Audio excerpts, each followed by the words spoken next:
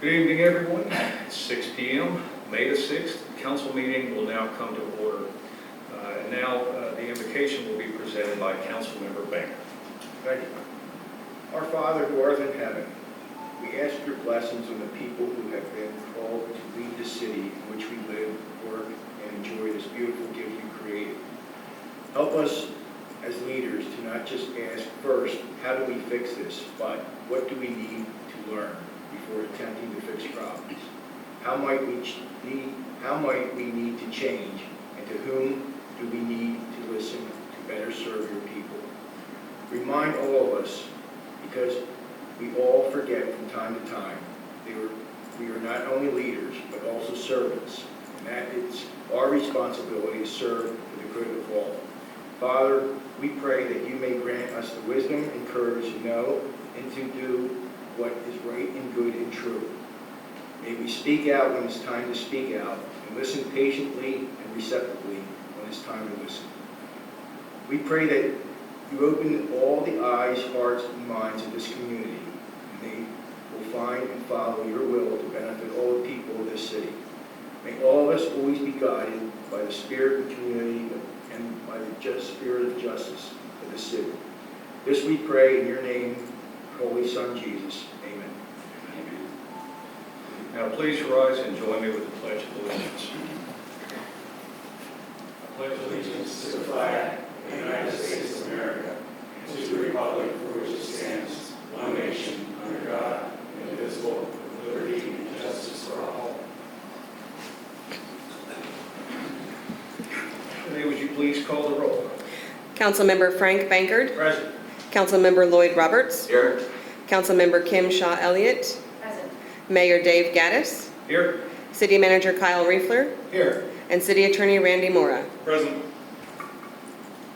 Thank you, Renee. The first item on the agenda is approval of the agenda. Do I have a motion to approve? Motion to approve. Motion made by Frank Banker. Do I have a second? Second by Elliott. Councilmember Elliott. All in favor? Aye. Any opposed? The agenda is approved. All right, we are on to item number 2, which is citizen comments. If any citizen would like to address the council about a topic not already on the agenda, please raise your hand. Wait to be called on. We ask that you limit your time to no more than 3 minutes, and remember to direct all questions and comments to the council. If any council member would like to respond to citizen comments, please hold your responses until we reach council comments. Would any citizen like to make a comment? Yes, sir, Mr. Hanzik.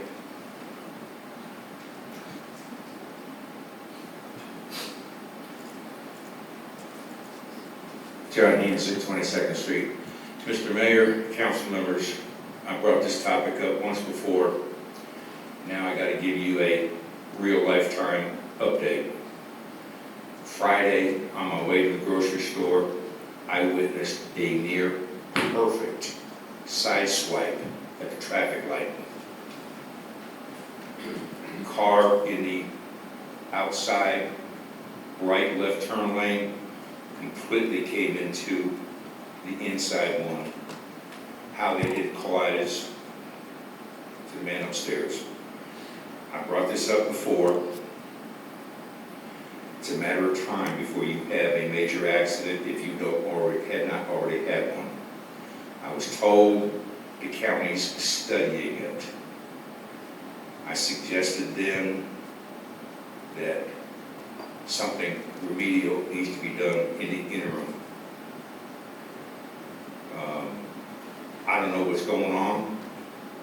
I look at the sheriff's report about accidents. It just tells you where the accidents are. It doesn't give you any details or anything like that. But something's going to happen there, and it's going to be bad. So I'm just bringing it to the council's attention, and I'm imploring you as a citizen and someone who has rendered aid at too many accidents. We need to get something done yesterday. Thank you. Thank you, Mr. Hanzik. Would any other citizens like to speak? Yes, Ms. Levenda.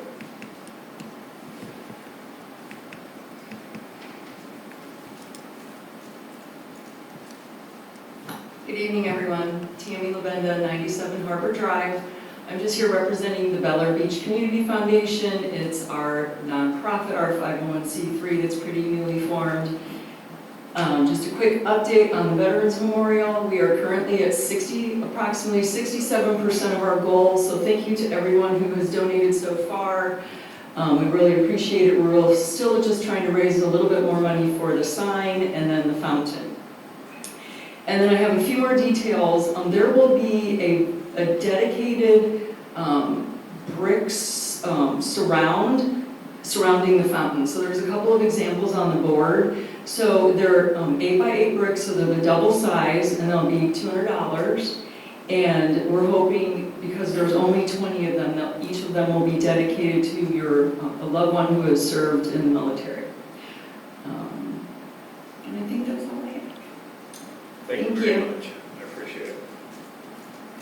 All right, we're on to item number 3, which is a presentation from the Pinellas County Sheriff's Department. I'm sorry, officer, I did not get your name, so would you please tell us who you are and what your title is? Certainly. Good evening. My name is Sergeant John Shields with Pinellas County Sheriff's Office. I'm here to present the stats that you all have received already previously. Should have received them in an email. If you all have any questions about any of the statistics, I will answer them. All right, do you have the report with you? I do, Present. If you don't mind, just kind of share the highlights. Most people in the audience have not seen that report. Sure, no worries.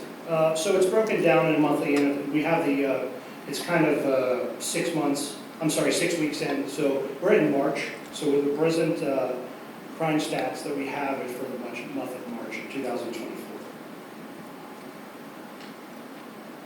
So in the March, we have 4 people arrested in the city of Bel Air Beach. They're broken down into different felony, misdemeanors, traffic felonies, and broken down into stats.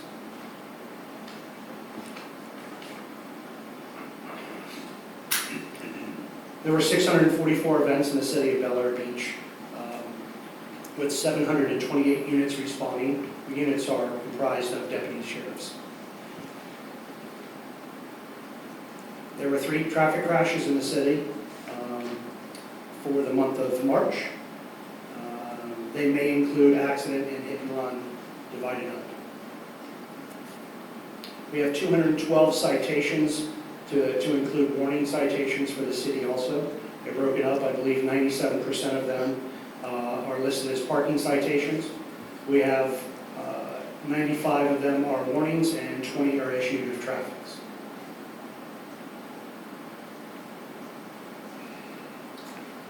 That is all I have for Sergeant, statistics. any questions or comments for the sergeant?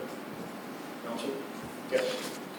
Thank you, Sergeant. I did notice on the, I guess the second page, that it does reference an accident involving Causeway Boulevard and Gulf Boulevard. Do you have any data on that particular one? I don't. I haven't given general stats Okay. broken down. For instance, the deputy activity is broken down to what they code on and what traffic control, suspicious vehicles and such. When it comes to the traffic crashes, it kind of gives there was one at 103rd. It's listed as our location of what we utilize for our accident reports. 103 8th Street, 3100 Gulf Boulevard, and Howard Drive at the intersection of Gulf Boulevard. I know those are a few of them are a little vague, but that's what we have. So we have the 3 of those in the city. Okay. Yeah, I misread that. That's my fault. That it was a citation that was awarded on Causeway Boulevard and Gulf Boulevard. So, but I do have another question. I was curious about the 2 assaults in March of 24.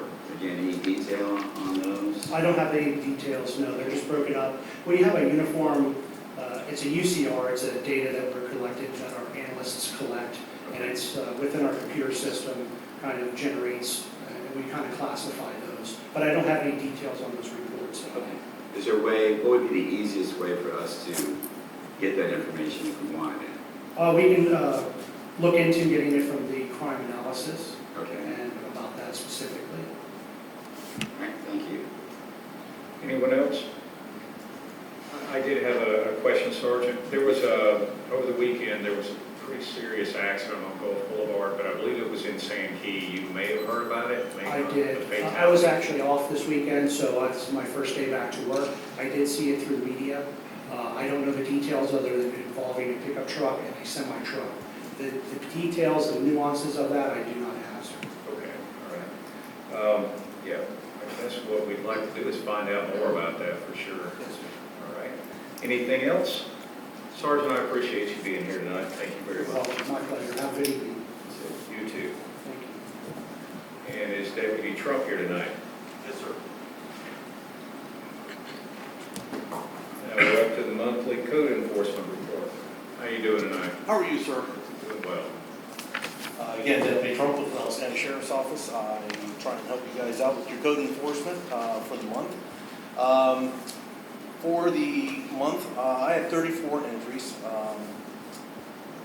A lot of them varied and stuff, but what we're basically finding for the month is we're starting to get into that growing season, so we're trying to make sure everybody with their yards and stuff like that are trying to keep in compliance about that. So we've been doing a lot of patrols there, talking to a lot of people. I get out and I knock on doors and I talk to a lot of people and so, trying to get them to come back into compliance with that. You'll notice the other big topic was pretty much other enforcement. And other enforcement is a stat that I actually had added to it, but that will vary as far as doing my beach patrols, because I've been trying to get out and do a lot more beach patrols out on the Polaris and trying to talk to a lot of people out there and making sure everybody's enjoying and being safe. We also had, so besides that, other enforcement also included a couple things. We had a jet ski that was unauthorized up at the marina that the city manager helped take care of, along with the rest of the city staff.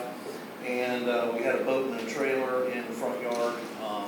I've talked to that gentleman now twice, and I think we've got that one straightened out, that if he takes his boat out, it's got to go away pretty quick instead of sitting there for a week. So we've dealt with that. So for the rest of it, it's pretty minor. We do have one note here that had references the 107 21st Street property. This property has been in pretty bad shape, especially for the last 6 months that I've been here. I know a lot of neighbors have complained about it. The city's been working with it. There's actually fines that are growing on that property. So right now, just to inform you, there is a title company, and there's actually for sale sign in front of it now. But there is a title company that has taken control of the property. It's going into a trust, and then the title company will be bringing the property into compliance in the very near future, from what I hear. And I'll keep you guys updated on that as we progress, and I'm sure the city manager will also. But after that, then they are going to work with the city and the attorney in order to try and come up with some type of settlement for all the fines and liens that are currently posted on it. So, any questions? Counsel? Yes, thank you for the detail regarding the other category, because that was one that I had a question about, in that as it approaches 1/3 of the offenses, I'm wondering if that should be broken down in any way for the categories in the future. I can try to. I can work with the city manager, see if I can break that down for you. But before, like if I went out, I try to take numbers and make sure that we have statistics on other things that I'm doing, like the beach patrols and things like that weren't documented before. So with that, I was able to work with the city manager. We at least got that entry, but I can work with him, see if we can't break it down a little bit more for you, Very good, if thank that you. would help. Sure. Any other questions? Mr. Collins. Thank you for the report, and thank you for bringing up the point about the height of the grass and the clutter. So that's basically 50%. And I think that I feel very fortunate. The street that I live on, everybody does a great job taking care of those items. I think that the city overall really wants the city to look as nice as it possibly can. Yes, sir. So I think it's wonderful that you are bringing that to our citizens' attention, those that may not be complying with our current rules about grass height and clutter and things like that. So thank you for doing that. The simplest way that I can put it without going into, there's a bunch of different details, is basically grass and weeds. If it's over 7 inches, it's not in compliance. So just kind of keep the grasses cut and keep them under 7 inches, and keep the bushes trimmed, and everybody should be happy. Great. Thank you. Thank you all. Thank you. Next up, item 4, a presentation from the Pinellas Suncoast Fire and Rescue District by Chief Jeffrey Davidson. How you doing, Chief? Good. Mayor, how are you? Council members? Good evening. To present the fire and rescue report for the month of April. There were 15 calls for emergency service into Bel Air Beach, including motor vehicle accidents, cardiac events, and fire alarms. We recently outfitted a new jet ski to add to our water rescue fleet, our marine unit fleet, and the training is underway. Hoping to have it here on display for you all at the next meeting. Currently, we just finished Coast Guard water rescue training with the Coast Guard, and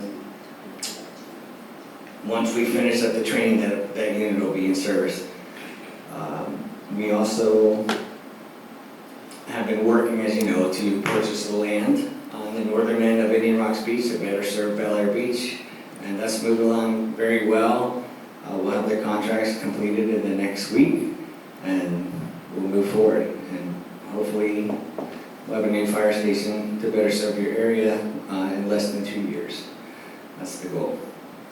And then our mainland station, which we're in the design phase, we're continuing with that. We're just waiting on some engineering to see what we can do with the retention ponds over there, and keep moving forward. Great. Any questions or comments for the fire chief? No? Thank you very much, sir. Have a good evening. Thanks for having me.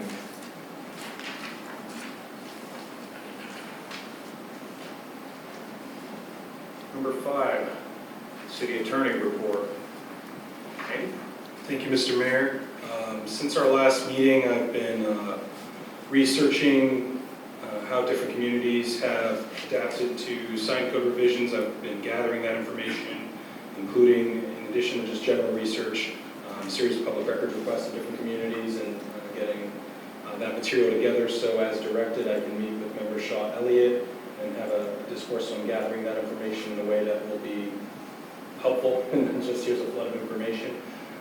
In addition to that, of course, working with the manager on day-to-day issues.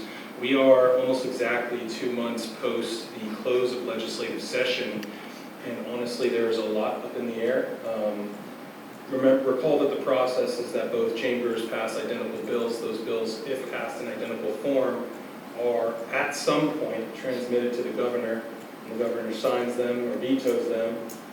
He has 15 days to do so once a bill is transmitted to him. And if the governor does not sign it within those 15 days, it's deemed passed. So for those of you who remember the lore of the pocket veto in the 90s, it's a pocket approval in our state system.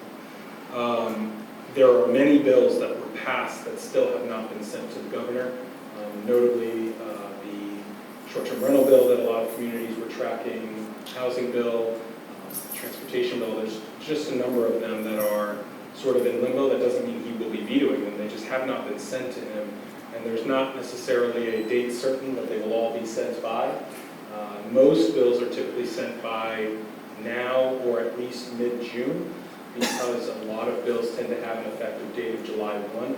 So you want to have them signed at least 2 weeks out from that, or have a 15-day window before that. So we expect to see a little bit more motion, but if if you track something or there was a legislative issue that was near and dear to your heart during session, you're wondering why am I not hearing about this, or why are we not doing anything yet? It ain't over till it's over. It's got to be signed. And so we are tracking that closely, but I do want to make that known. It's a little bit curious. Bunch of theories on why it happens some way, but it is it's a truly archaic process, and that is like the final document sits in a drawer, and until it is summoned, it stops sitting in the lock and key, and so we're waiting for those bills to either be summoned by the governor or otherwise get to his desk. So other than that, happy to answer any questions you may have. I also, just because it was a topic of discussion at April's meeting, I continue to remain in weekly contact with whether it just be a simple phone call to check in or otherwise, with the attorney for the town of Bel Air Shore. The parties are both generally amenable to working through towards a revised document on the interlocal agreement. Of course, the details matter, and we'll see where that goes. But there's, at least right now, both parties are postured towards, let's work this out. And so that's where that presently stands. I think my peer or colleague is awaiting some direction. Similarly, I'm meeting with Kyle and identifying what are the issues our community would need addressed in a revised draft. And also recently reached out to Member Banker to meet with him in the same regard. So that's where that is. Happy to answer any questions. I have a question. Where are we on the look-back period? There's an ordinance on the agenda tonight, sir. Okay, all right. For some reason, I didn't read it the same way. I don't know why. You may, if you were tracking it through the entire process, recall that when you first said, this is a priority, we want this as a council, we want this prioritized. My concern at the time was it may need to go before the planning and zoning board. It did, and they considered all the provisions, and looking at it, I thought it best to break them out into multiple ordinances. And so that's what you have 3 ordinances tonight on different land restrictions that are dropped, including that. It was a little confusing whenever I was reading it, but I'll make it clear when we get there, Mayor. thank you very much. Any questions for the city attorney? Yes, sir. This is no reflection of you, okay? Okay? This is just about, because on the back page, you gave us a letter after the meeting, after last month's meeting of April. Yes, sir. You sent us, and on page 2, there was a February 28th citation. And Kyle took the brunt of the storm from a resident at the last meeting, that there was an unauthorized parking permit that was issued. Reflecting that, I don't know if you issued it, I don't really care if you issued it, but you took the brunt of the storm on it. But I visited the 6th Street beach access, and this is what I'm talking about, okay? Now, I come from the construction trade. I'm sympathetic to construction workers. Bel Air Shores wants to tell us what we can and what we can't do. Meanwhile, they issue these parking permits at will. Okay? Now, I've also copied on the back page, Bel Air Shores Code parking permits. And I'm just going to paraphrase. Such parking permits shall only be issued as may be provided by the Board of County Commissioners to the property owners in the city of Bel Air Beach, east of Goff Boulevard, and shall be numbered. These guys aren't east of Goff Boulevard, all right? They're construction workers. They're given a permit to park here all year. This thing goes from February till the end of December, all right? Our interlocal agreement also notes who can park in these lots. East of Goff Boulevard, the residents of Bel Air Beach. The deeds from the Kirk Beach on and out also notes who can park and who can use these lots and what are the purposes to be used. Beach and bathing purposes. Now, Bel Air Beach and Bel Air Shores wants to really get along, okay? They have to comply and give us equal treatment, is what I'm saying. So I know you're in talks with them a lot. And I would bring this up because one day there was 10 cars parked in Bel Air, in the 6th Street access, and the one guy backed up. I was coming off the beach. It was 2, well, I'm old now, so I can say it. There's 2 older women. Okay, one in a, it wasn't a wheelchair, it was an assist. He backs all the way up, 2 feet from the access point where the grass starts. And she says, I can't get around there. So I went up there and I said, hey, how about moving your truck? He says, I'm busy doing paper. Thank God Robert Shaw, our deputy, comes pulling in. He pulled right out. But what I'm saying is, he had no right to park there. And this is just bad behavior on their part. Member Bankert, I appreciate you bringing this tangible example to my attention. What I would say is, one, we are, as I've stated, I think that to the extent I've been in contact with their officials, I think that all those representations working toward a resolution are in good faith. I'd also caution, as we work through this process, just generally understanding, especially in these small communities, as we see turnover, like we're talking about an agreement that goes back almost 20 years, right? And we've seen a lot of turnover in our communities in those 20 years. There's not always an awareness or an appreciation, and that doesn't necessarily excuse it away, but I would not suggest that it's necessarily always malicious. And so I agree with you that we need to bring this to their attention and we need to address it. And this needs to be not just on the list of things we address long-term, but near-term, making them aware of that concern, and I'm happy to do that. And again, he got lambasted, and I liked it, okay? Yeah. And I don't think he did anything wrong, honestly. I mean, I don't know what the circumstances were. Like I said, and I don't have a problem with construction workers parking there either. If they work with us. That's if they work And with us. we can navigate that. Thank you for bringing that to our attention. I'll make note of that. Any other questions or comments for the city attorney? Mr. Moore, do you have anything else? No, thank you, Mayor. All right. Thank you very much. And now we're moving on to the city manager report. Mr. Riefler, you're up. Thank you, Mayor. Start off with the Gulf Boulevard undergrounding. Last month, we did a contract with the UCF to install the conduit for the rest of the communication portion of the Phase 2 north and east side of Gulf Boulevard. And good news is that the material should be arriving within a couple of weeks. I think they're going to get started on that. The stormwater improvement project, currently we're still working up from Morgan Drive down to 23rd Street.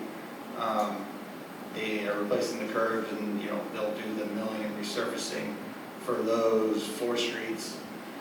And after that, the plan is to come down to this south portion, which is going to be the 9th Street, Harvard Drive, Cedar Drive, Spruce Drive, and Palm Drive. Speaking on that, I'm going to try to share a screen. But member Shaw Elliott and I went out and met with 2 property owners for the options that we were looking at. During our work session, the concern was would they be willing to have that pump station and power panel in front of their properties. And what we found in meeting with the neighbors is that they would prefer not to have the pump station out in front. That would be between 907 and 905 Harbor. So since learning that from these residents, and they're actually, Mr. Will and Mr. Brown are both here tonight to support the project. We started looking at other options. Right now, given that the previous options we have aren't going to work out, our next best option is going to be what I'm showing on the screen right now, which is going to be our option 1, which would require an easement with the property in the screen, which is 125 9th Street. We feel they may be willing to give an easement because the idea is to run from the corner where that manhole is slightly into the property, which is all grass area, but in doing so it avoids, there's a line of oak trees.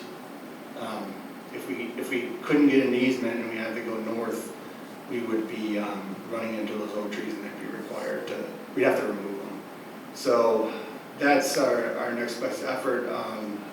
The residents of the area are helping us get in contact with the owner of that property to hopefully negotiate being able to get that easement so that we can reduce the flooding in the area.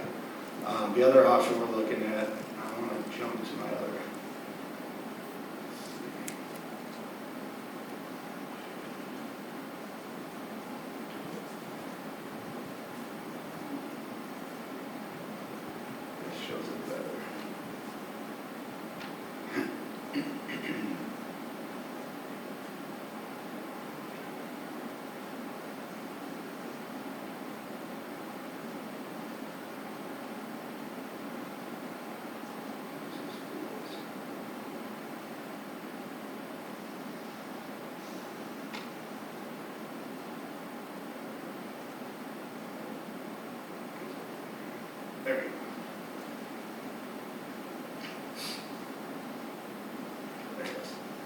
Okay.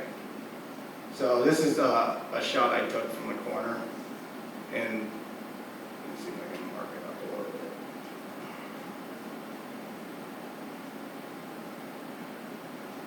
So this, on the left where it says pump station option 1 with easement, so that kind of shows you the line of sight going from that manhole. You have to cut to the west a little bit. The property line for 125 9th Street is slightly to the west of that telephone pole directly in front of the screen. But with the easement, we'd be able to move more over into the grass area to get the pump station roughly just past their property before it got to the existing pipe that runs from their retention pond. The idea would be to put the pump station in that area and then trench the force line across to the swale through the road. The other option, pump up station option 2, that would be to go directly across the road and position it. We'd have to keep it to the south of the swale because we couldn't cross over the swale and we can't go through the pipe in the road. But that would be the less preferred option, to put the pump station in that general area as far away from being in front of the property owner's house to eject the water into the swale same way. And I have some aerials too to kind of show option 1 and option 2. And I spoke with Larry Flutie, city engineer. He's aware of what we're looking into. It's really pending when we can get in contact with the property owner of 125 9th Street. So hopefully we can do that soon to narrow down if that is a feasible option, then we can get him to start drafting the plans to get a cost estimate. Both these options, we can still move the project down to this area. And at this point, we'd be able to replace the valley curb and mill up to just north of Mr. Brown's driveway. And then what we could do is not do the replacement of the remainder of Harbor Drive and Borgersville Park.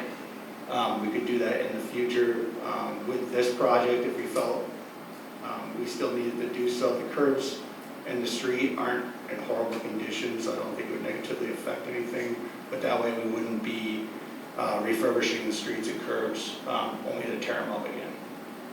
So that's a quick update on where we're at with that.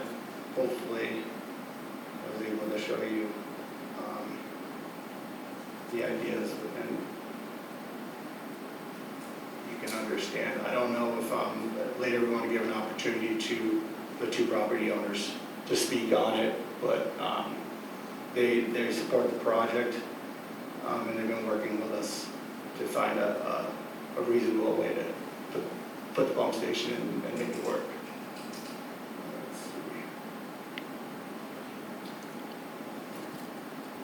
Anything else? I do have other things, sorry, just gonna jump around here. Mr. Baker has a question for you. Sure. Option 1, that house, doesn't that take a lot of flooding? The house at 125 9th Street does take a lot of flooding, so we felt that they would feel strongly about it. I just thought, because there was murder just 2 weeks ago, maybe, in their yard.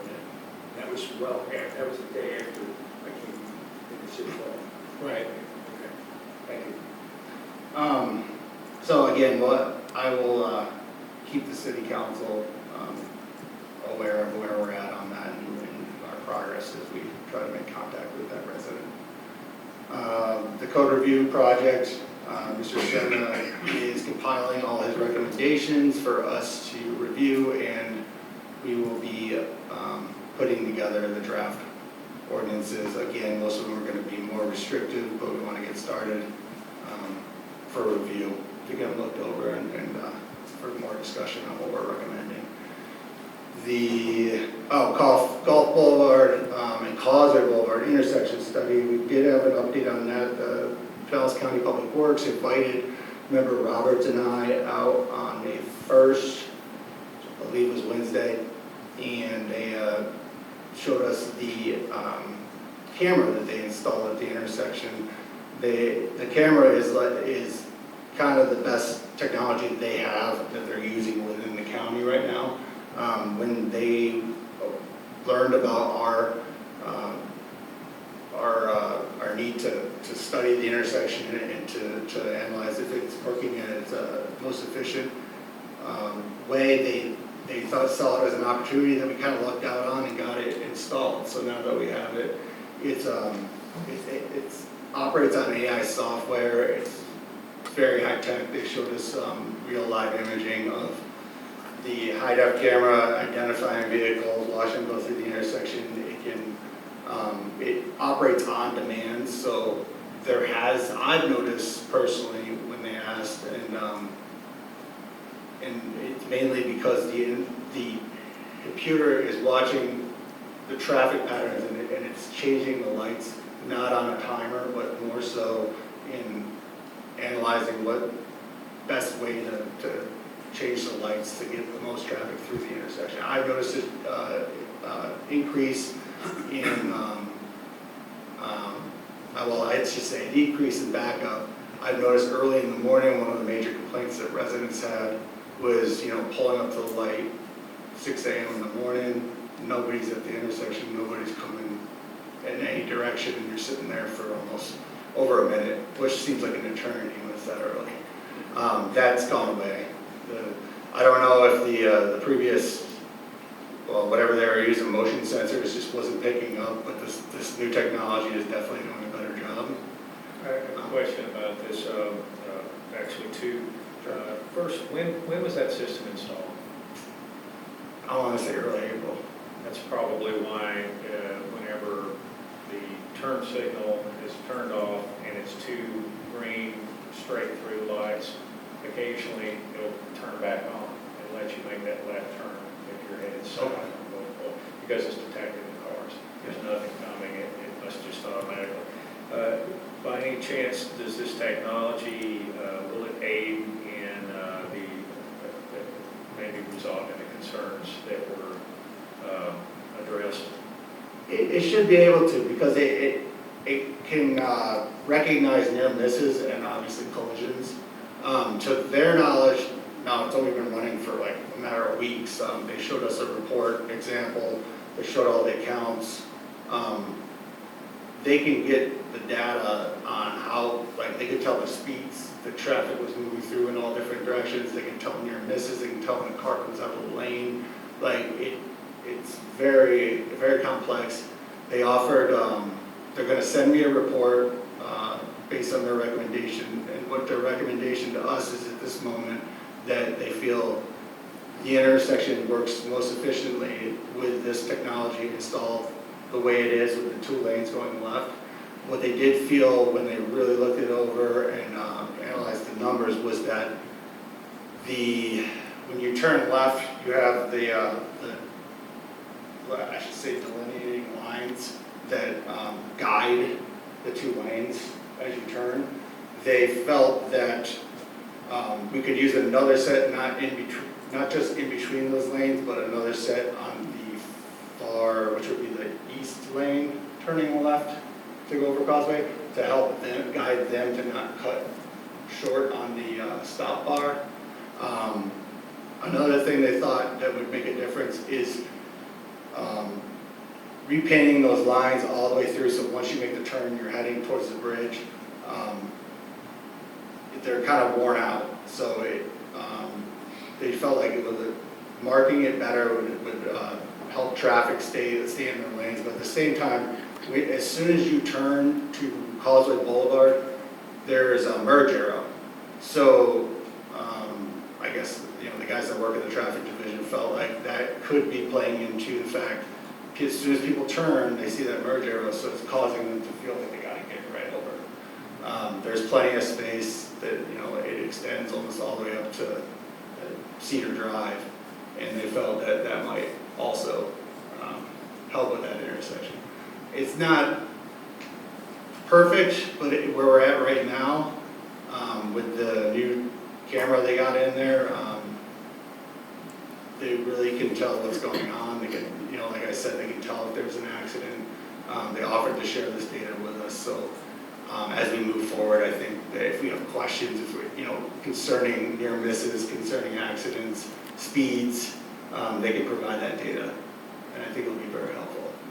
I don't want to keep talking about traffic all night, but I will say that I think we've suggested possibly moving that stop bar, the line that's painted, the thick white line that tells where you're supposed to stop your car at as you're waiting to make a left turn or a right turn at the end of Causeway. If that thing was moved back, they could make a less drastic turn, and I believe that would help. Because right now, it's almost impossible. If you're doing the speed limit and you go around that curve, you're going to go in the other way. So that's something that I think we have discussed it before, but maybe it just hasn't been brought up. Any questions or comments for the city manager? Yes. Yeah. First of all, I think the county did a good job, and Kyle did a good job making sure that they followed through. I think we brought this to their attention sometime last year, so Kyle didn't let that just lay there. I talked to him a couple of times, and out of the chute, I think the county did a good job of increasing and putting in a system that was better. It's always good to do better. So the problem is still there, though. Mr. Hansick, they showed us video, which was pretty awesome. Every time there's a near miss, the camera system takes a picture, a video of that. There are a lot of near misses making that left-hand turn when there are two vehicles making the left-hand turn.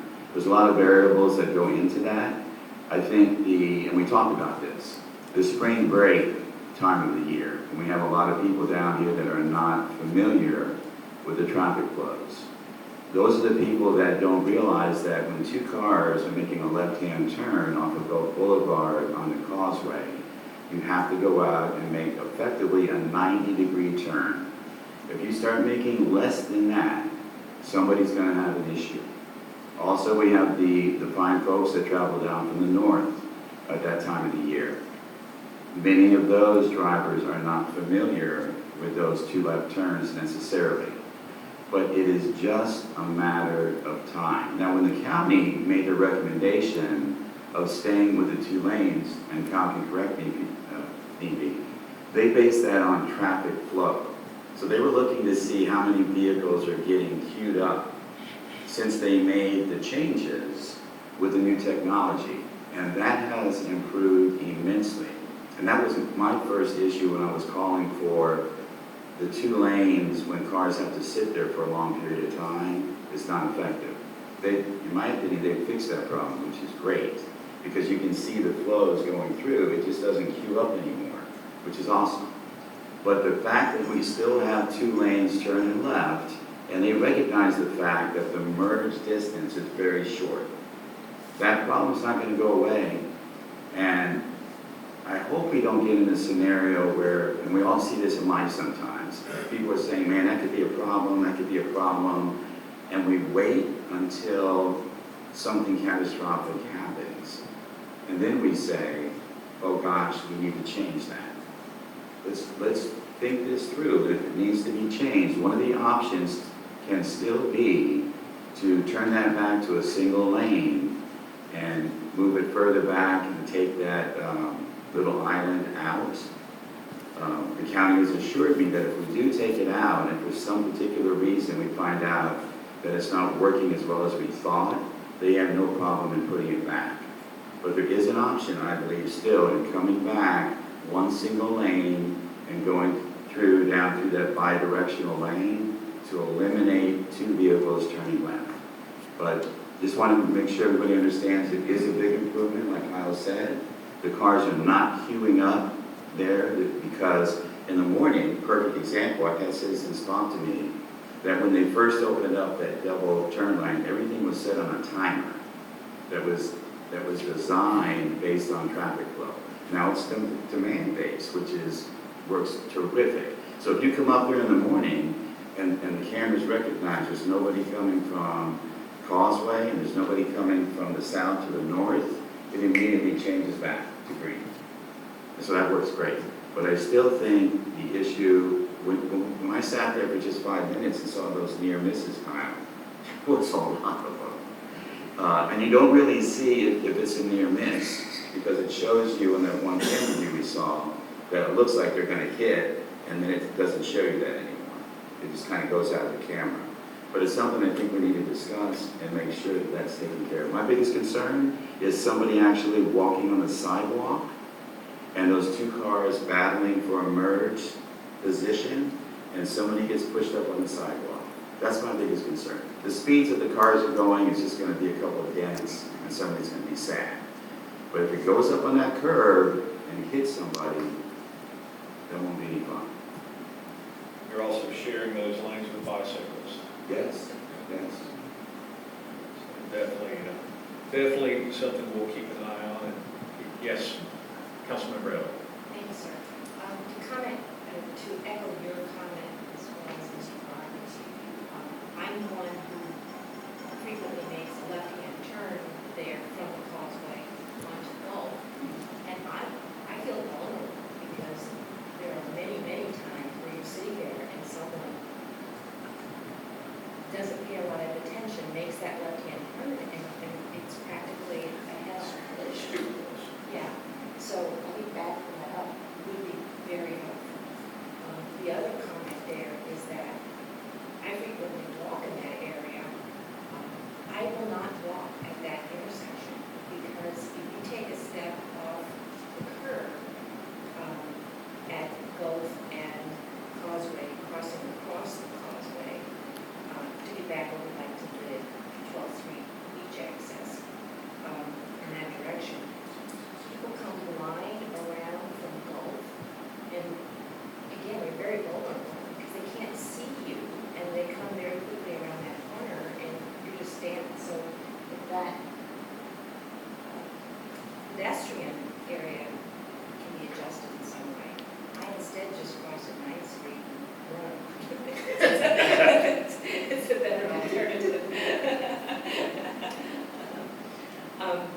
And if I could also turn back to the stormwater control project, and I want to thank you very much, Mr. Kiefler, for all of your collaboration and work on this, and my thanks to our neighbors.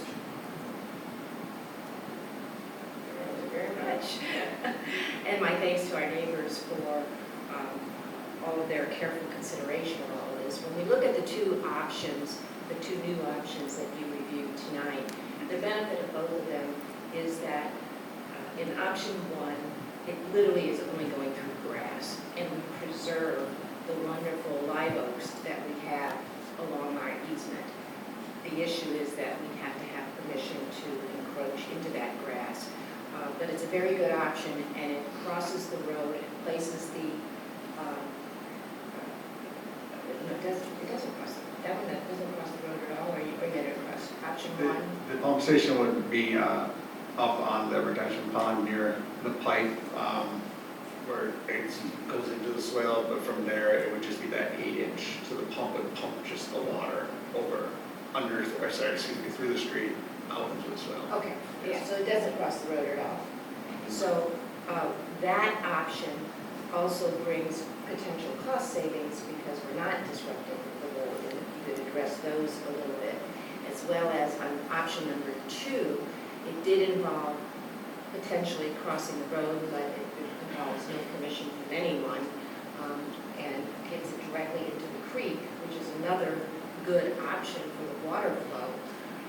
But both options offer a pause on any further construction further on the street, because the portion right out here has good curb system, the road is in fairly good shape, so we can put a pause on any of that, and it might become permanent, and therefore more cost savings into the project.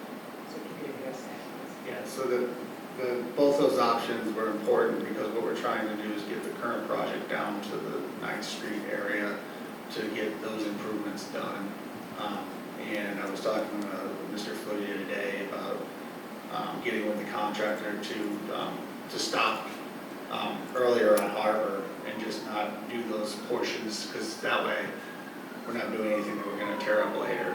So if we want to get that done, we could build it off of the future project or leave it as is. We'd still be able to get the 2F type grate inlets in at the swell, just not resurface the street right there until we know what we're doing. So that's where we're at. We'll keep you up to date with it.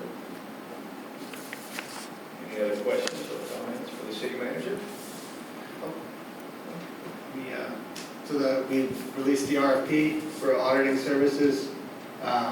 We got questions that are going to come in on May 14th, and it's due May 31st. From there, we'll call back the audit committee to review. Quickly, I have the Florida City County Managers Association Conference from May 29th to May 31st. I will be in Orlando, but still, working, answering emails. And I don't know if anyone noticed, but we did get the carpet changed out in this room. One thing we were not satisfied, and neither was the installer, you can see some seam lines. So the actual manufacturer came out and they're going to replace all of it because they weren't satisfied with the product either. I mean, it looks pretty good, but it's not perfect. When the sun catches it, you do see some lines you're not supposed to see. And they think it's just because it had a little bit thicker of a padding to it, and the machine that cut it just didn't cut it correctly. So they're eventually going to be coming out to redo it again. Guess they didn't want that word to get out. But we like it. It looks nice. But Looks very nice. So, and then lastly, this month I'd like to, once I get my budget draft, just set up individual meetings, whether we do it virtually or in person, just with each council member to go through the first draft of the budget before we have our first work session. Good idea. Thanks. All right, any other questions or comments? You've had enough anyway, right? Yeah, we're good. All right, now we're on to item 7, City Clerk report. Ms. Rose, you have the floor. Just been working as business as usual. I have nothing further to report. And you're doing a great job. Anyone have questions for the City Clerk? All right. Now we are on to the consent agenda, items 8 and 9. This is for approval of the April 8th, 2024 City Council meeting minutes and the April 22nd, 2024 City Council work session minutes. We'll have a motion to approve. Motion to approve consent agenda as written. Motion made by Frank Baker. Do I have a second? Second. Second by Lloyd Roberts. All in favor? Aye. Any opposed? All right, the consent agenda passes. Now we're on to the regular agenda, item 10. This is consideration of accepting the annual comprehensive financial report for fiscal year ending September 30th, 2023, presented by Saltmarsh, Cleveland & Gunn, Certified Public Accountants. Welcome. Thank you. Good evening. My name is Chuck Landers. I'm with Saltmarsh, Cleveland & Gunn, and we've had the privilege of serving as the city's auditors for several years, with our predecessors before that. Tonight, I'm going to present the annual comprehensive financial report, not in detail, but in summary. I believe everybody's been given a copy at this point. Before getting started, I definitely want to say thank you to Kyle for your assistance through the audit process. There's no way we could do it without you. And especially then Heather with Andrew Test CPA. I don't know if you all work with Heather very much one-on-one, but she is a tremendous asset to the city. We're very fortunate to have her. In the packet of the booklet, I should say, turn to page 1, which is after all the Roman numerals, which you have to get through. So it's about 10 or 11 pages in. It's our letterhead, and this is the independent auditor's report. It's a multi-page report, but I'm only going to read the first 2 paragraphs. These are the ones that I would consider the most important out of these pages. These are the opinions paragraphs under the report on financial statements. We have audited the accompanying financial statements of the governmental activities, the business type activities, each major fund, and the respective budgetary comparison for the general fund of the city of Bel Air Beach, Florida, the city, as of and for the year ended September 30th, 2023, and the related notes to the financial statements, which collectively comprise the city's basic financial statements as listed in the table of contents. This next paragraph is the important one. In our opinion, the financial statements referred to above present fairly in all material respects the respective financial position of the governmental activities, the business type activities, each major fund, and the respective budgetary comparison for the general fund of the city as of and for the year ended September 30th, 2023, and the respective changes in financial position and, where applicable, cash flows thereof for the year then ended in accordance with accounting principles generally accepted in the United States of America. That's what's called an unmodified opinion. It's the clean opinion. It's the best that we can give and the best that you can receive. The next several pages are the basic financial statements and the notes. I'm not going to go through these in detail, like I said, but there are a few that I'll just point out if you don't mind following along with me. On page 17 is what's called the statement of net position. This shows the assets and the liabilities and the net position of the city. As of September 30th, 2023, this is a snapshot. The numbers were different the day before, they were different the day after, but it's what they look like on this day. And I'm on page 17, the statement of net position. Just above the middle half of the page, you see total assets, $24,322,000 in the far right column. So you have the governmental activities in the middle column, the business type activities next to that, and then the total column. Again, $24.3 million total assets. Total liabilities, jumping down towards the bottom of the page, $3.8, almost $3.9 million, which leaves net position of $20,447,000, of which $10.9 million you all have invested in your capital assets, leaving $9.5 million as unrestricted. Very healthy net position. I commend you for that. So again, that's page 17, the statement of net position. The next page, page 18. This is the statement of activities, and this attempts to show the expenses and the revenue, and then revenue again. It's in my opinion, this is a confusing statement to look at, and so I'm not going to take you through this. Instead, if we turn to page 21, I believe this is a more readable format to follow and go through. Page 21, this is the statement of revenues and expenditures and changes in fund balance for the governmental funds. You'll see that there's a column for the general fund and a column for the capital projects fund. A third of the way down the page, total revenues, $3.3 million for the general fund, a little over $2 million for the capital projects fund, for total governmental revenues of $5.3, almost $5.4 million. The middle third of the page shows the expenditures, total expenditures for the general fund, a little over $2 million, capital projects fund, just under $2.2 million, for a combined of $4,250,000 roughly in expenditures for the two funds. Then the bottom third of the page, you see these are other financing sources and uses. The general fund did transfer $1.1 million to the capital projects fund, but overall, the net other financing sources was $381,000, which consisted of debt proceeds. If you're looking at this from a business perspective, this would be roughly what net income would be. So in the general fund, you see net change in fund balance of positive $173,000. For the capital projects fund, a positive balance, a positive increase of $1,335,000 for a combined $1,509,000. Increases all across the board. If you turn to page 25, page 25 is the statement of revenues and expenses and changes in net position for the proprietary funds. These are your business type funds. You have the stormwater fund and the marina fund, are the two funds that the city operates. Again, this is looking at the revenues and the expenses. The revenues for the stormwater fund, $975,000. The marina fund, $78,000, for a combined $1,053,000. Their expenditures, $232,000 for the stormwater fund, $75,000, almost $76,000 for the marina fund, for a combined $308,000. What does that yield? That yields a net increase in net position of $743,000 roughly for the stormwater fund, $3,000 for the marina fund, combined $745,000. So again, positive net increases across the two funds and in total. The next several pages, there's some more statements, but then you get into the notes, the financial statements. There's only just a few notes that I want to point out. If you turn to page 44, at the top of page 44, this is note 4. And the reason I point this out is this is concerning the receivables of the city, so money that's owed to the city. In the general fund, the accounts receivable of almost $335,000.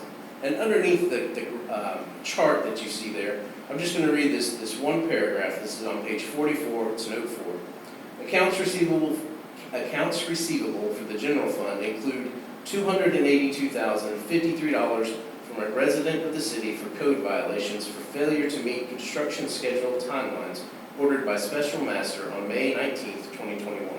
The city has no intention to forgive these fines and believes the balance will be fully collectible. Therefore, the city has not recorded an allowance as of September 30th, 2023. That's just a little unique to what you all have in the city, so that's why I point that out as a note disclosure for you. The next note disclosure I would point out is on page 46. 46 is note 9, the bottom of the page. These are the non-current liabilities of the city. This lists the loans, the bonds, and the compensated absences. The top half of the table are the governmental activities. At the end of the year, there were $1,913,000 of non-current liabilities we call long-term. And then underneath that, the business type activities, they have long-term or non-current liabilities of $1.7 million. So again, just pointing out what the liabilities are for the city. Now, we're going to jump almost to the very end. Page 86. Under governmental auditing standards, we're required to issue a few more reports. And on page 86 is what's called the Independent Auditor's Report on Internal Control over Financial Reporting and on Compliance and Other Matters based on an audit of financial statements performed in accordance with government auditing standards. Lots of words on this page. The middle section of this page is called Internal Control over Financial Reporting. It describes what a material weakness is and what a significant deficiency is. I'm going to jump to the next to the last sentence on this page. It says, in part, during our audit, we did not identify any deficiencies in internal control that we considered to be material weaknesses. That's the part of that page you want to know. If you turn to the next page, the top of the page, this is on page 87, the Compliance and Other Matters. Last sentence in that top paragraph. The results of our test disclose no instances of non-compliance or other matters that are required to be reported under government auditing standards. Again, I would consider that to be the important sentence on that page. The next page is the beginning of the management letter. The management letter is presenting information that is required, some more specifically for the state of Florida. There's one section that I do need to point out. It's the very last section on the last paragraph on page 89, so the second page of this letter. So this is the additional matters paragraph. So this is just additional matters. I'll just read it. Section 10.5541I3, Rules of the Auditor General requires us to communicate non-compliance with provisions of contracts or grant agreements or abuse that have occurred or likely to have occurred that have an effect on the financial statements that is less than material. Again, I want to point out that is less than material, but warrants the attention of those charged with governance, the City Council. In connection with our audit, we noted the following control deficiencies. During testing of the city's disbursements, it was noticed 6 out of the 15 vendors tested that were issued material payments during the fiscal year were not registered with E-Verify. The city entered into a contract with one vendor which explicitly listed terms related to E-Verify. This vendor also does not appear to be enrolled in E-Verify and is not registered as an active entity on the Florida Department of State website, sunbiz.org. So just a little more background there. We're not saying that this is a material problem. It's just something that came up during our testing. We've discussed it with Kyle. The vendor in question, I believe you all are working out to make sure that you get the contracts, the name of the contract correct, or the name in the contract correct, and that if they would need to be issued a 1099, that you all would take care of that as well. And so, just again, not a material item, but it's something that came up in our testing, and so we needed to present that to you. And then the very last thing, on page 91, this is the Independent Accountant's Report on compliance with Section 218.415 Florida statutes. Section 218.415 Florida statutes is concerning the investment of public funds during the year ended September 30th, 2023. And the next to the last paragraph on this page says, in our opinion, the city of Bel Air Beach, Florida complied in all material respects with the aforementioned requirements for the year ended September 30th, 2023. That concludes the presentation. I welcome any questions. Thank you very much. Mr. Landers, do we have any questions that we would like to ask? Yes, sir. So everything there seemed very, very positive, with the exception of, as you referenced on page 89. Is there anything that you can recommend that we can do so that we don't have a scenario where some of the vendors that we contract with are not registered with E-Verify? Sure, absolutely. I would recommend, as you onboard a new vendor or engage in business with them, make sure that you get the I want to say W4, I'm not sure if that's the right number at this point. I've got taxes going through my head also, but W9, I believe, is the correct form. So you get their full name, the type of entity that they are, and their EIN number, and then just check it. Again, before activating a new vendor, check Sunbiz, make sure that they are registered and that they're an active in the state of Florida. If they require some type of professional license, look at that. Or a CPA firm, you can check my name and our firm to make sure that we're properly licensed as well.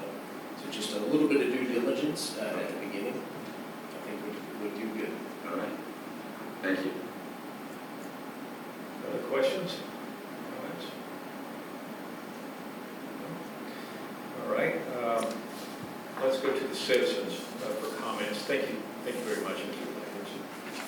Would any citizen like to make comments on this report before I ask for a motion to approve this, to accept this report?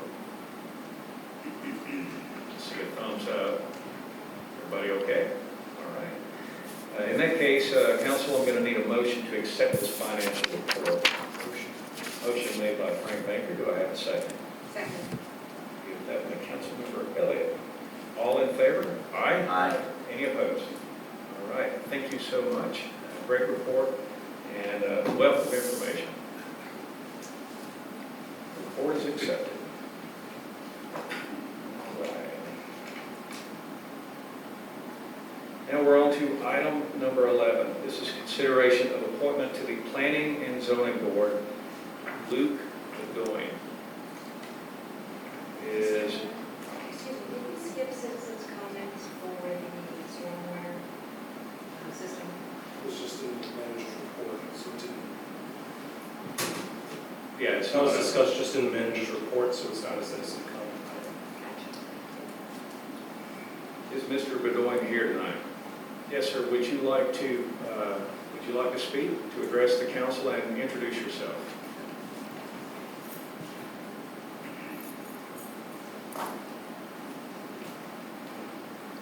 How are you, sir?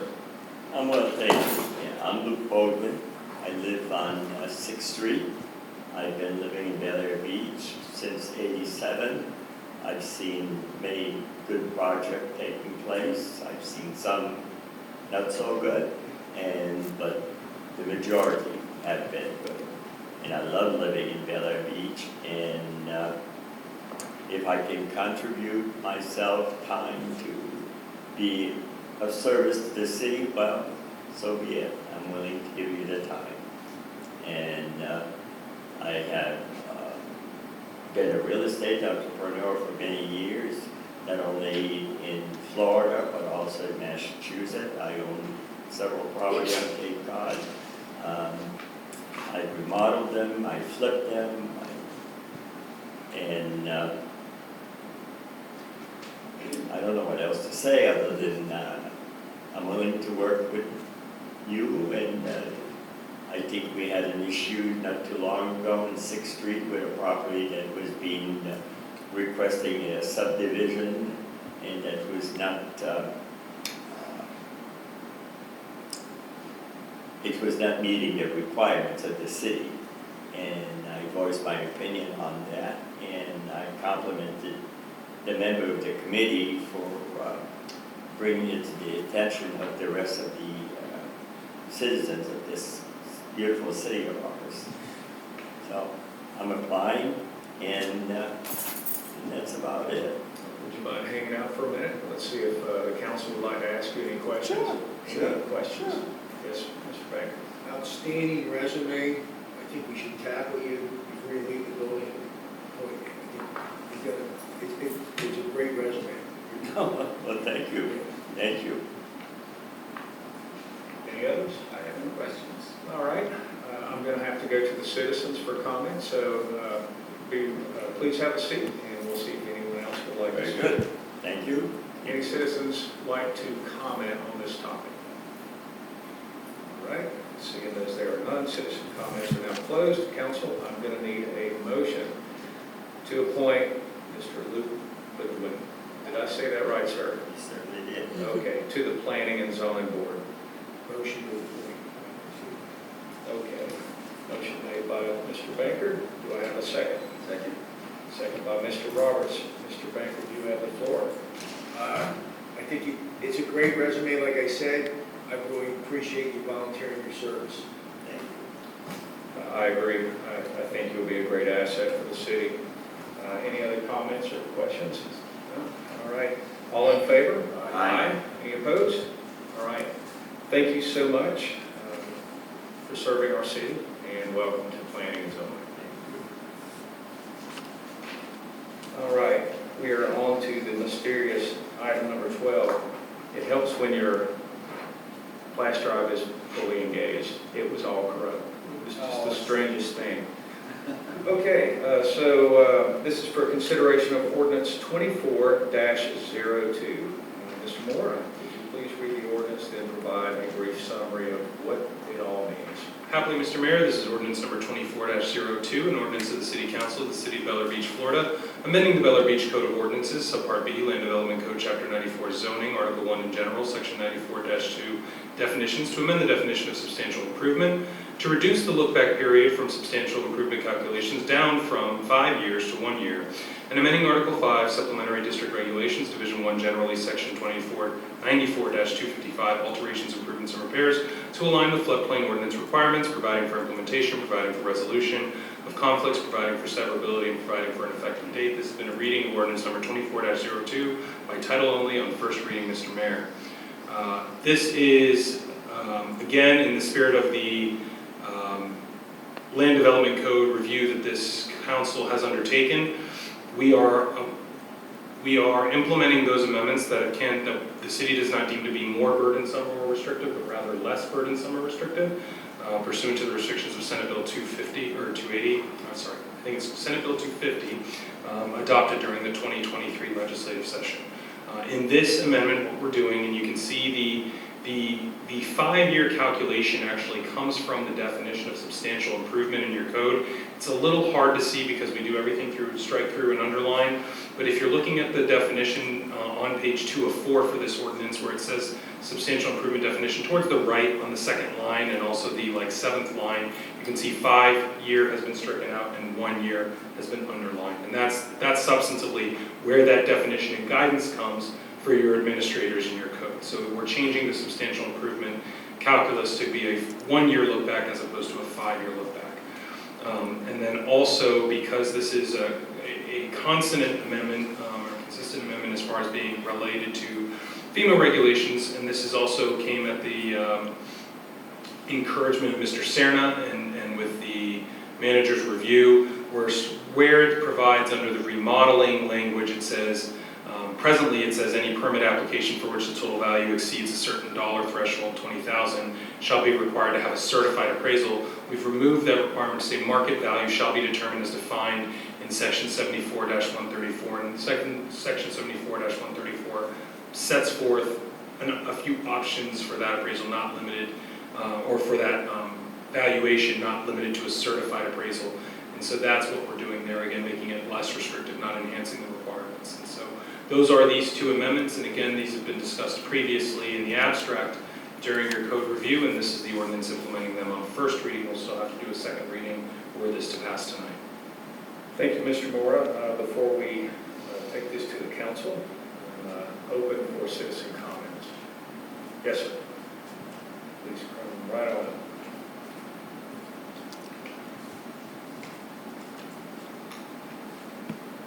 John Hansi, 22nd Street, it's not so much a comment, it's more of a question.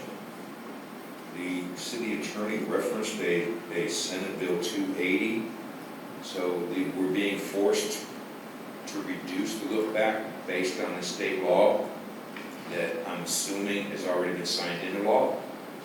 I'm just trying to get a little clarification. And it's something about new FEMA maps, so that's all thrown into this. I'm trying to better understand it. Whenever we go to council discussion, I'm sure someone will try to bring light to this. Okay. Thank you. Thank you. Any other questions or comments for the council? No? All right, citizen comments are closed. Council, we're going to need a motion to approve ordinance 24-02. Mr. Mayor, I would like the great honor of moving that this ordinance be adopted as proposed. Okay, I'm going to give that one to Councilmember Elliott. Do I have a second? Second. Second by Frank Banger. Mayor, yes, sir. if I may, just to inform the dialogue of the council, address the inquiry that was posed based on my comment from the member of the public. During my opening explanation, I referenced Senate Bill 250 during the 2023, not this legislative session, but the last. What that bill did was it was passed post Ian and Nicole, and provided that nowhere within 100 miles of landfall of those storms, of which Bel Air Beach is within 100 miles of landfall of those storms, and again, landfall might be multiple places, but be that as it may, you cannot adopt any land development code provision that is more burdensome or restrictive. And so as we have done our land development code review, some things we've said, hey, maybe we need to tighten this up or make this a little more restrictive. These are not those. As it relates to changing the look back from 5 years to 1 year, that's a legislative decision that this body has made based on input from its residents, the study that the student had presented, and other legislative inputs that each of you individually consider. This is not a mandate. This is legislative discretion being exercised in terms of changing the look back period from 5 year to 1 year and all the benchmark comparisons you've done. So that's why we're here. I just want to be clear. This is not pursuant to a mandate. Thank you. Councilmember Elliott, you have the floor. We want to thank our mayor for bringing this to a quick resolution as we have reviewed our set of ordinances. But this is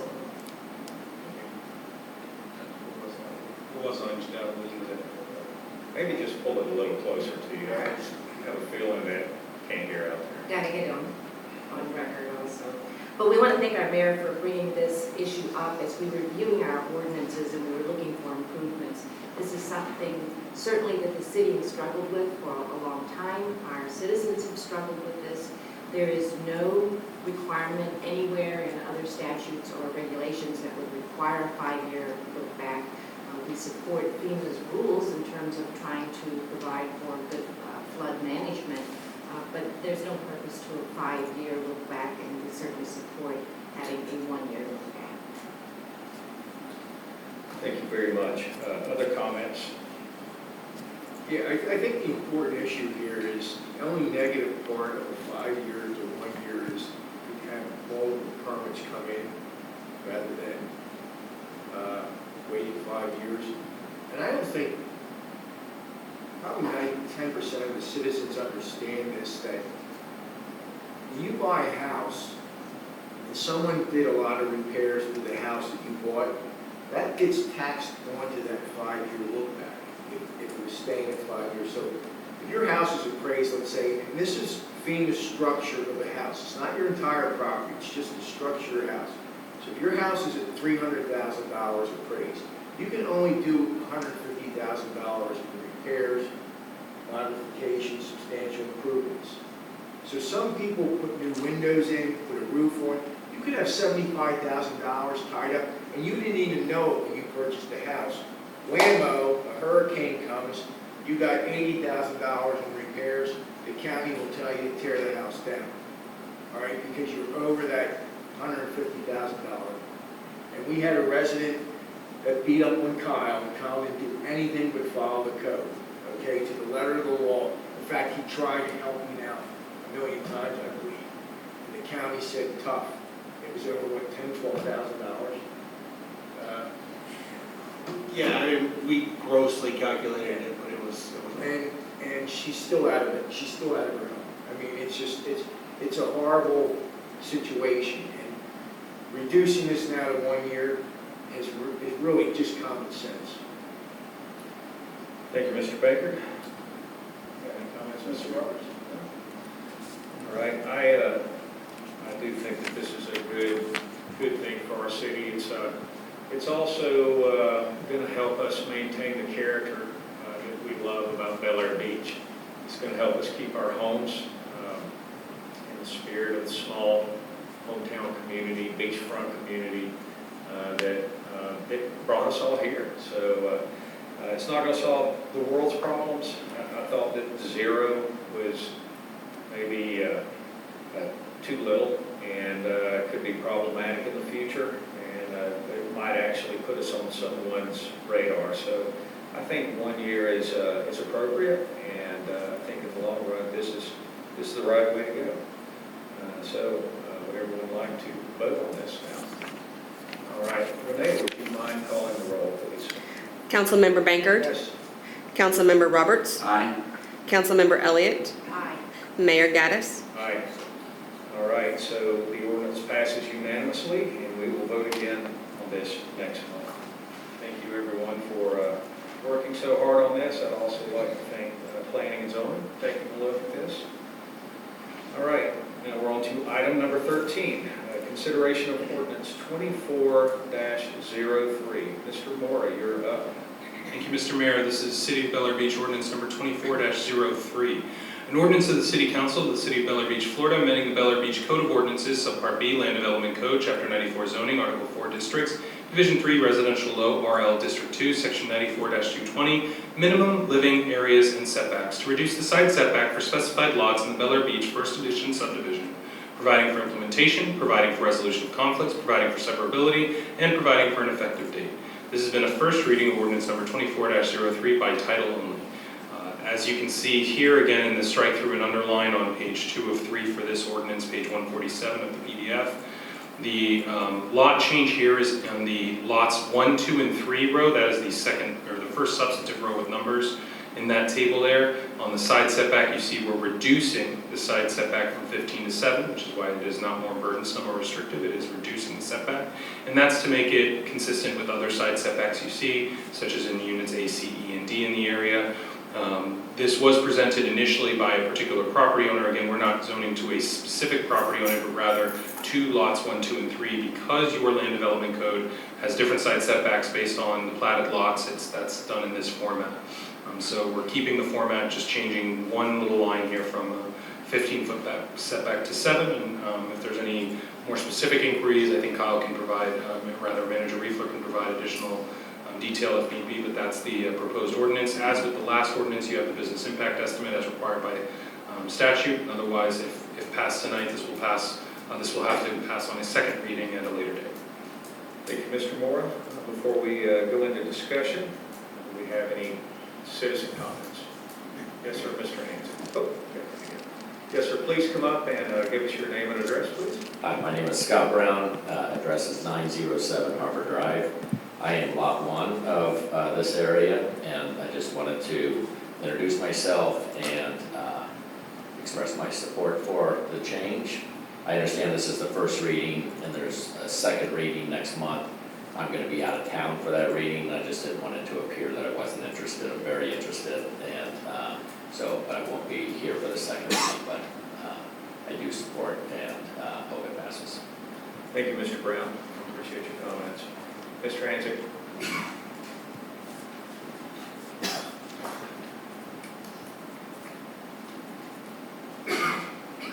John Hansick, 22nd Street. I did my homework on this one. I found the code and these setbacks that are referenced. My problem with this is you're going to go from 15-foot setback or on the side to 7 foot, and yet we have people who complain about flooding. Basically, in lay terms, if you go down to 7 feet for a side setback, that means somebody could build a house within 7 foot of his property line, 7 foot of the other property line. We still got the 15 foot. I checked mine too. So I'm looking at this and I'm thinking, we're going to put more stuff on the ground where rain isn't going to be absorbed or be able to run off and create more flooding. I really don't understand what the point is, but given the fact that we have issues with flooding, and now we're trying to figure out where we're going to put a pump station at the south end of the city, and we do get flooding at the north end, I'm opposed to this for the simple fact, runoff from rain. We haven't had a bad storm yet, but the last one that came through last year while I was out of town, my rain gauge only had 3.5 inches from that total storm. Because I use that to monitor what I need to do with irrigation, but I'm not for that simple reason. You gotta have more porous land to absorb the water. Thank you, Mr. Hansick. Any other citizen comments? Well, council, I need a motion to approve ordinance 24-03. Do I have a motion? So moved. Motion made by Councilmember Elliott. Do I have a second? I'll second. Second by Councilmember Banker. Councilmember Elliott, you have the floor. I just wanted to respond to our citizen that this particular change affects literally only 3 lots in the city. And houses, I believe, are already on these lots. And I think it is a change to make things consistent among our homeowners throughout the city, and I support it. Thank you. Other comments or questions? I was under the same impression you were on this, and any new construction, it has to be up, it's 10 foot above sea level to 100-year mark, I guess, for FEMA. And most people build almost 14 feet now, 500-year mark. Yeah, So it's on the map. it still does reduce the drainage depending on how much concrete's poured. And I do have a problem with that. But again, this is really site-specific, this ordinance. If I'm wrong, tell me. It's one lot. The lots 2, 3, and 4 are all Bayside Park. Okay, because I can support that, but I sympathize with the citizens if we're trying to do that. We do have an impervious surface ratio that every lot has to follow that plays into that. Ms. Roberts. Kyle, do we know why it was ever initially, or do we know why it was initially 15 feet? Was there a specific reason for that that anybody knows the history of? I think originally one investment company owned all the lots before we got the community trust grant, where we got money from federal government to purchase the 3 lots for a park. Okay. I don't know that far back. Okay. But the 15. It is the only 15-foot side setback. The largest side setback in the rest of the city is 10 feet. And that's on the north end. There's not one side setback that is 10 feet on the south. So it does match all the Bel Air Beach units A, C, D, E, and D on the south end. Okay. So I should have checked this myself. So is that lot currently built on? Yes, So the house is already there? yes. Okay. So this, unless he was to tear it down and rebuild the house, this allows him to have, I don't know, if you want to place a shed or some kind of covering off of his house, it allows him to get a little closer to the side property line Right. than he normally could. Okay. Do you have a map of that area that you could project? I'm just gonna try. One of the storm. Yeah, I just had it on the stone there.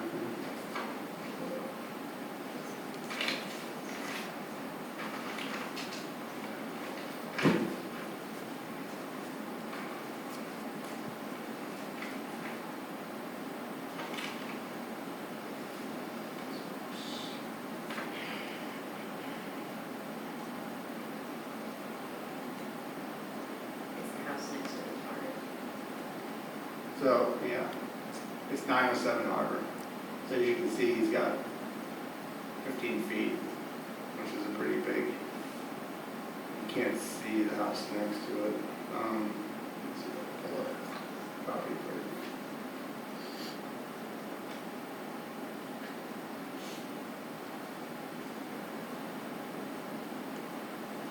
So the planning and zoning board made this recommendation as well. Did you have to go out and work with them and present to them already? Yes. Oh, sorry. No, I didn't. I met with Kyle and Okay. had a discussion with Kyle and made the request because I really was a question, why is my lot the only lot in the entire city of Bel Air Beach? It has a 15-foot setback and it literally is, he looked at it, he couldn't believe it either. It's the only house that has a 15-foot setback. Okay. So I just said, can we make it the same as the rest of the city? Okay. What is the size of the lot in relations to the others?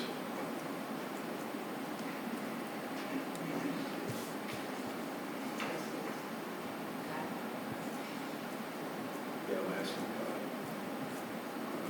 Let me get the property appraiser to set up.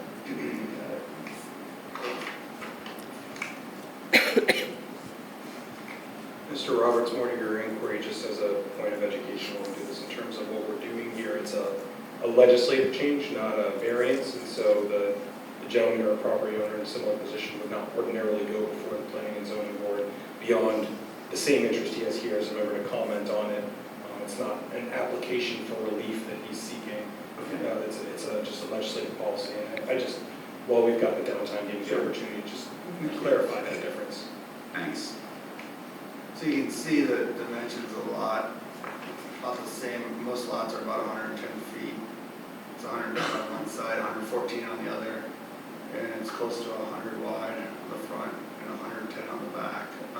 If you look at some of these other houses, they're not quite the same size lot, but you can see that they all have a little bit smaller setbacks. They're built closer to the property lines. Do you think that the setback was put in place to prevent building bigger?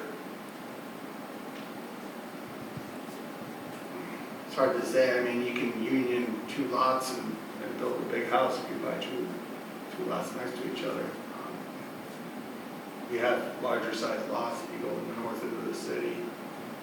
That might be the largest lot in the south, but as you can see with some of these houses, you know, this being the biggest in the city.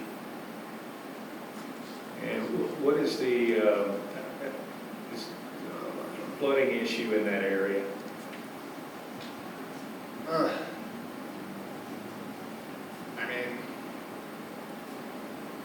I don't have the exact square footage of what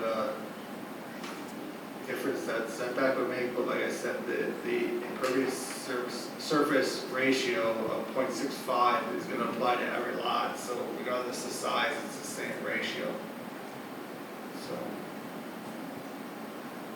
I'm not sure why we would, you know, he's still held to the same standards. Okay. If I might point out also that this lot is waterfront as well as adjoining a creek. And that many of the improvements that are there are permeable surfaces, so their pavers are not concrete. So I, for one, am very concerned about flooding, but I don't think this house is one that is contributing significantly to it. Where we do have the flooding, however, is in front of that house, in the adjoining house, where the stormwater drain is, and that's what our project is about in part, is to stop the flooding that goes from the front of that in the street and backing up into the street and into the other storm sewers. All right, thank you. Any other comments? All right, well, let's just, let's take it to a vote. Renee, would you please call the roll? Councilmember Bankert. Yes. Councilmember Roberts. Aye. Councilmember Elliott. Aye. Mayor Gaddis. Aye. All right, so that ordinance passes. We'll vote again on it next month. Now we're on to item number 14, consideration of ordinance 24-04. Mr. Mora, would you please read the ordinance and then give us a brief summary? Happily, Mr. Mayor, one moment, please.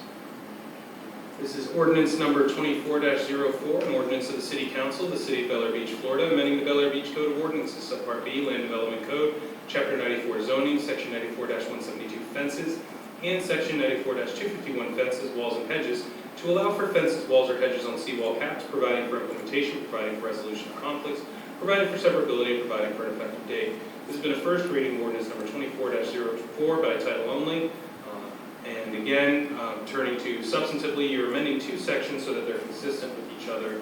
But both of these involve allowing for a fence. So you can see on page 2 of 6, the second paragraph, 94-172 sub B.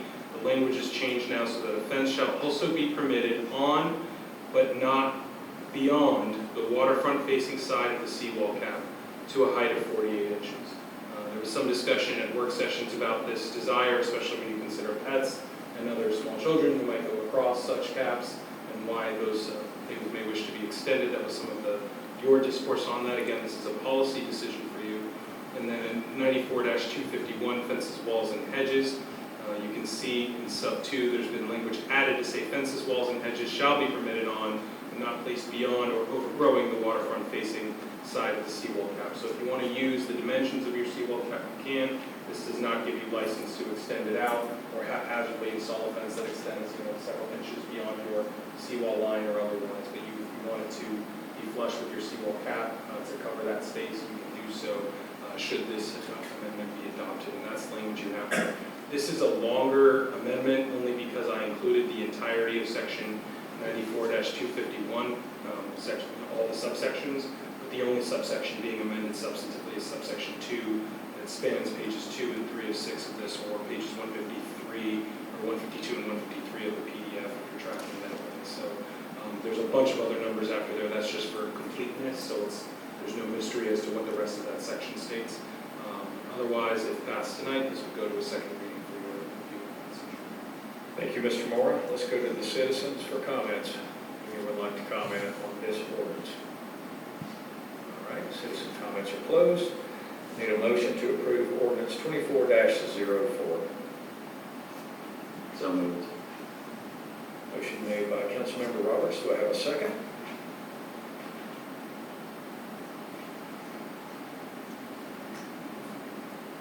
I'll second. Second by Frank Baker. Mr. Roberts, you have the floor. Yeah, I just think it makes sense. I don't think it's a big deal, but I think it makes sense, as Mr. Morris said briefly when he was reviewing that there are some issues with kids being on it, that type of thing. So it makes sense to be able to put a fence. The dimensions did not change, so it's not like the neighbor's going to be obstructed now because of this change. I think it makes sense. Thank you, Mr. Roberts. Any other comments? All right. My question about this is whether the integrity of the seawall would be protected in the event that someone puts a fence there, they're going to have to drill into it and somehow fix the fence. And how will the seawall be protected? I have a neighbor who just install a new fence, and I don't think that they fully understood the code. So it does extend a little further over the CCAP than stopping before it. But the post that holds the entire fence in place is in the ground, not in the seawall. As far as the purpose for this, everybody's got a dog in this city, and if you don't block that seawall for the CCAP, they're going to snake around, they're going to come into your yard, or you're going to be piling up like I did for years, bricks and blocks and everything else that's falling into the water, and it just looks awful. And I see nothing wrong with this. I think it's a good idea. Any other questions or comments? No? All right. Now let's take it to a vote, please. Councilmember Bankard. Yes. Councilmember Roberts. Aye. Councilmember Elliott. Aye. Mayor Gaddis. Aye. So that one passes unanimously, and we will vote on this one again next month. All right, item number 15. This is for consideration authorizing a purchase order for engineering services to replace the South Park seawall. Mr. Reefer. Thank you, Mayor. So after we completed 7th Street Park and 16th Street Park seawalls, South Park was the next one on the list. I included some pictures. It's very obvious. It's a very old seawall. It's got a lot of spalling, a lot of cracking, mostly cap failure. But you know, at each joint of the concrete slabs, it's separating. So we have been budgeting money to replace our seawalls, and this has been on the corrective action list for the Park and Recreation Board for 2 years now. So it's been noticed, and this would be to start the design to go out to bid to get the seawall replaced. Thank you, Mr. Reefer. Let's go to the citizens for comments. Anyone would like to speak on this topic? All right, citizen comments are closed. Council, I need a motion to authorize a purchase order for engineering services to replace the South Park seawall. Motion made by Councilmember Elliott. Do I have a second? Second. I'll give that one to Mr. Baker. Ms. Elliott, you have the floor. Sounds perfectly sensible. We need to maintain our seawalls, so this is just part of that process. Thank you. I have a question. Just because I don't know what the real difference is between a city-owned piece of property versus private property, but generally, well, in fact, as you know, I'm working on getting a new seawall now. I just hired one company and they did it all. Is there a specific reason why we have to do engineering services with one company to hand the project off to another company that might have done that anyway? Mainly because, and Attorney Moore, correct me if I'm wrong, it's mainly because we need to have the plans so that we can, because of the price of the project, we know that it's going to be something that needs to be bidded out. So it's to get that, all the, plan design done so that when we release the bid, we have all that taken care of. And then any company that comes and replaces seawalls can use that from the bid. So it's perfectly spec'd out of how it's going to be done. Yes, and then every bidder will have a same design to bid on so that it's fair.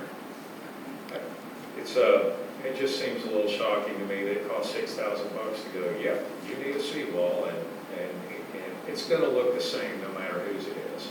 This does, this does include the engineers coming out up to 3 site visits to do the inspecting on top of what the county will already do. It was part of the permitting process, so it's actually a little extra, being as public property, making sure that it's done correct. That's fine. That's fine. I was just curious. There are multiple ways, Mr. Mayor, to get construction projects done.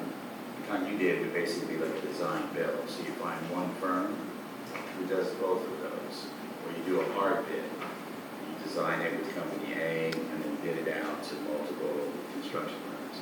There's 3 or 4 other ones you can use, but a simple thing like this is the way our city manager is doing it makes some sense. All right, thank you very much. Any other comments?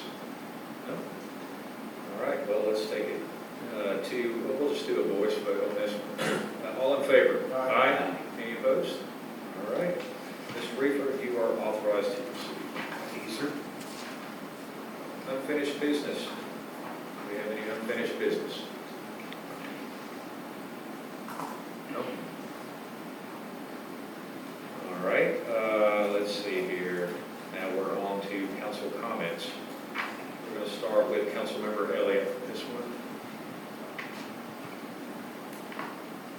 Don't have a whole lot to say. I think we've accomplished a lot over the last month. We've gotten great input from our citizenry, and I think we've reached some good decisions. So, a good night. I agree. Mr. Roberts. I do have something to say about the way, I just didn't have a good feeling or taste regarding how we handled the 3 citizens who stepped forward after we were really trying to get citizens to step forward to join the council. So I'm concerned that in the future, when we try to do something like that again, that we may have people that saw that and witnessed that and saw what happened, may deter other citizens from stepping forward.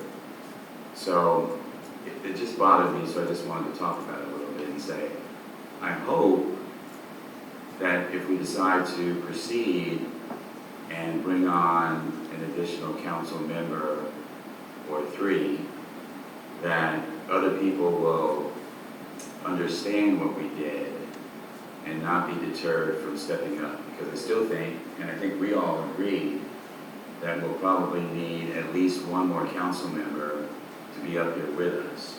And we're not saying necessarily that the 3 that applied earlier are done, I don't believe. So I just wanted to voice my opinion on that, because if I were in their shoes and they did all the things that they did to step up and say, hey, I want to be on the city's council, I think I bring something to the table, and nothing happened, I may not be too happy about that. So I just wanted to voice it. Thank you very much. Mr. Banker, you're up. I'm going to take Ms. Elliott's time. Okay. Last month I went to the Bel Air Shores meeting because I spoke to Sheriff Dupuy about Bel Air Beach residents visiting the beach, being moved on the beaches of the Bel Air Shores when they're laying out or just sitting in a chair. The sheriff noted he would inform his deputies that they should not move people sitting or lying on the beach because simply there is no certified high-means work. And actually in the area, no certified erosion control line either. The only true mark is the construction line by FEMA, which is the seawall of the properties in that area. I do want to stress that this should be in no way telling anyone to approach themselves as close as possible to the property of Bel Air Shores. This was further noted by the sheriffs at that meeting. Also noted at the meeting was 2 complaints about Bel Air Beach raking the beaches of Bel Air Shores. One of the complaints is from Commissioner Stories noting we took out sea oats on his property. He lives all the way at the south end of Bel Air Shores. Although I've seen pictures of our raking, and truly that's not the case. The rake marked for many feet away from the sea oats of his property. Another complaint from a resident of Bel Air Shores was that a bottle fell out of the rake during the raking period and was left on her property. Just to note, me and this councilwoman did beach cleanup Saturday, and there was, 6 or 7 cans and bottles, stout lights and chairs at Bel Air Shores that I guess people were just partying that night and just said, we'll just leave them here. So anyway, so also noted at that meeting was the denial of Bel Air Beach would be compensated for Bel Air Shores for any legal action they sought in their March letter to Bel Air Beach. That was followed by one of the commissioners possibly suggesting removing the parking in the lots dedicated to Bel Air Beach. I know during citizens' comments, if that was the wishes of the commissioners, I would contact American Disability Association to get their input. During the meeting, it was also noted during citizens' comments, Bel Air Shores Ordinance 2201, which was addressed last year by a resident of Bel Air Beach. To sum up this ordinance, it allows Bel Air Shores residents to erect temporary structures of shade, etc., anywhere in needed on noted beaches, while prohibiting residents of Bel Air Beach, etc., the same. Simply, Ordinance 2201, I believe, as a councilman, violates the federal and Florida equal protection laws. After the meeting, I was thanked by all the commissioners for my input. I had a long talk with Commissioner Stories, who also lives at the first southern house of Bel Air Shores. This property is adjacent to the IRB 28th Street beach access. I told Commissioner Story that Bel Air Beach residents are not the problems, and most are sympathetic to Bel Air Shores issues, although we need to work together. I further noted that the resident that brought up the 2201 ordinance is serious about filing a federal lawsuit. Bel Air Shores attorney needs to contact him sooner than later. I also emailed Bel Air Shores attorney the next day emphasizing this, and if Bel Air Shores was upset with legal costs of the other lawsuit, a federal one might not be covered under their insurance, and please seek out the resident to avoid litigation. I further sent a text to Commissioner Story in this regard. Simply, I have not heard back since I sent this email. I further noted all this to Mr. Moore this past week in hopes he could motivate their council. Taking an oath as a councilman like my colleagues who pledge to uphold our federal and state constitution, Bel Air Shores refuses to rectify 2201. I am compelled to be part of any suit restricting Bel Air Beach residents' rights. I am hopes that Mr. Moore, their council, and their commissioners will look at that ordinance and work with Bel Air Beach. Thank you, Mr. Baker. On that note, would anyone like to make a motion to adjourn? Motion made by Baker again. Do I have a second? Second. Second by Mr. Roberts. All in favor?